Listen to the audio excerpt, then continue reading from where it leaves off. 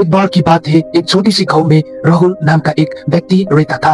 वो बहुत ही लेजी था और अपने जरूरी काम को हमेशा टालते रहता था, जिसके कारण वो अपना पढ़ाई में अच्छे से स्कोर नहीं कर पाया था। उसकी परिवार से हमेशा कहता था, समय का मूल्य समझो, जो समय अभी तुम बर्बाद कर रहा हो वो कभी वापस नहीं आएगा।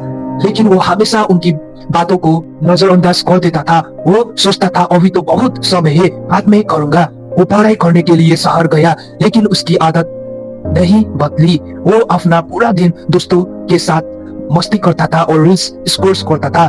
राहुल की शहर में एक बुजुर्ग रहता था जो बहुत ही बुद्धिमान और ईमानदार था। एक दिन राहुल ने तय किया कि वो उस बुजुर्ग से मिलेगा ताकि वो कुछ सीख सके। राहुल उस बुजुर्ग आदमी के पास गया। जो बुजुर्ग आदमी अपना पेड़ के नीचे बैठकर मेडिटेशन कर रहा था। राहुल ने उसको नमस्कार किया और कहा, मेरी मदद कीजिए, मैं जिंदगी में विफल हो रहा हूँ। हर बार मेरी दोस्त मुझसे आगे निकल जाते हैं, लेकिन मैं हमेशा पीछे रह जाता हूँ। मुझे इन सब से अच्छा बनना है।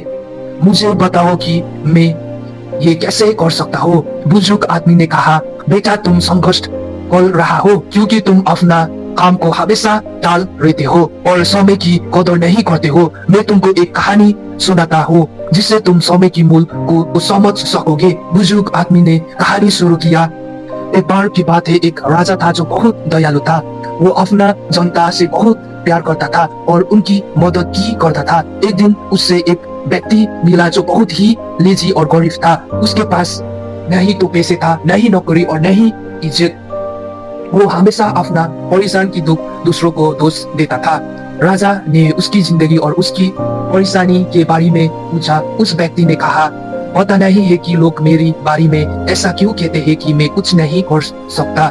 जब भी मैं किसी नौकरी की तलाश में जाता हूँ, सब मुझे मना कर देता है। राजा को उस व्यक्ति के लिए बुरा लगा। राजा ने कहा, एक सौदा करते हैं। सूर्य अस्त होने से पहले तुम मेरे राज दरबार में आओ और जितनी सोना चाहते ले जा सको उतनी ले जाओ, वो सब तुम्हारा होगा। आदमी बहुत खुश हुआ और राजा को धन्यवाद कहा।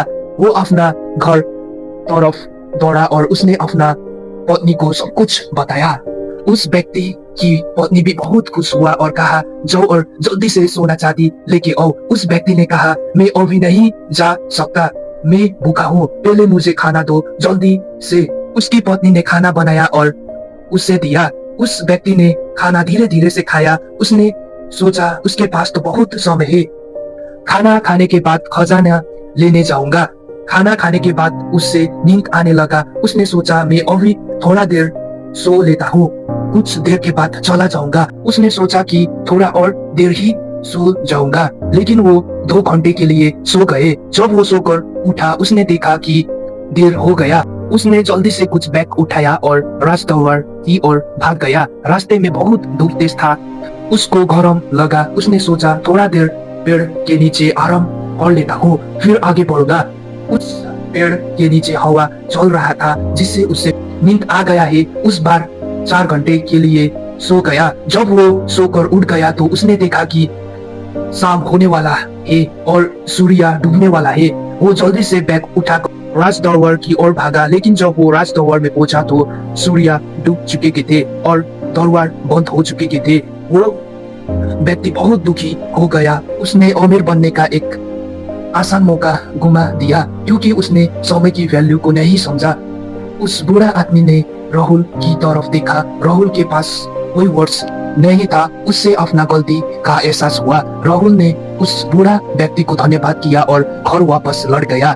उससे समझ आ गया कि समय बहुत कीमती है, उसे बर्बाद नहीं करना चाहिए। उसी दिन से राहुल ने अपना लक्ष्य पर काम करना शुरू किया। उसने अपना टाइम टालने वाला आदत को छोड़ दिया और वो बहुत प्रोडक्टिव बना। कुछ ही दिनों बाद वो अपना सभी दोस्तों से आगे निकल गया और कॉलेज का सबसे होनहार बच्चा बना। उस कहानी से हमें ये सीख मिलता है कि समय सबसे मूल संपत्ति है। अगर हम उस टाइम को बेकार चीजों में बर्बाद कर गया तो हमारे पास पछताने के अलावा कुछ नहीं बचेगा। हर अवसर का सही समय पर लाभ उठाना चाहिए क्योंकि खोया हुआ समय कभी वापस नहीं आता। इसलिए आज से ही अपना समय का सही उपयोग कर और अपना लक्ष्य पर केंद्रित रह। ऐसे ही लाइफ चेंजिंग मोटिवेशंस देखना चाहते हैं तो इस वीडियो को लाइक एंड सब्सक्राइब कर दो और दोस्तों के साथ शेयर कर दो। Thank you. जय हिंद।